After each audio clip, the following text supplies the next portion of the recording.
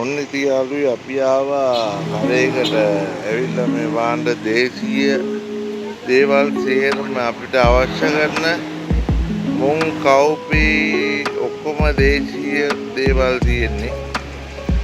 ඔයාලට බලා ගන්න පුළුවන්. දේශීය සුදු තල් තියෙනවා, රතු මෑන්, මුං ඇට, මුං කව්පි, කිරි කව්පි. මේ රණමරා, බෙලිමල්, සුවඳැල්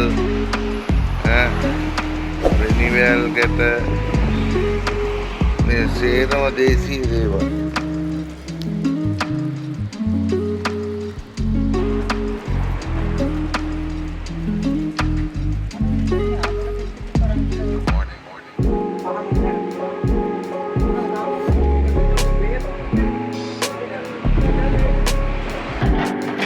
යකිනාරං, කොතල හෙම්බුඩු, හීම්බෝ විටියා, කළුතාල්, සුදු හීනටිසාල්, හාල් වර්ග බොහොම ගොඩක් තියෙනවා. කිරිනාරං සාල්.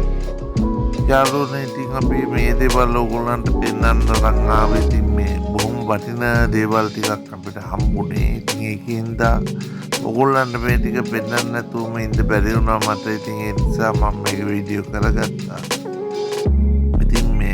ඔගොල්ලෝ මේ වීඩියෝ එකට කැමති නම් ලයික් එකක් දාගෙන යන්න. අපිත් එක්ක ඉතින් දිගටම රැඳී සිටින්න කියලා ආරාධනා කරන සමගින් මේ අනුරාධපුර යන අතරතුර අපිට හම්බෙච්ච තැනක්. ඉතින් මේ බොහොම ස්තුතියි කියලා ඔයගොල්ලෝ හැමෝටම කියනවා. අපිත් එක්ක රැඳී සිටින්න දිගටම තවත් මේ වගේ වීඩියෝ බලන්න.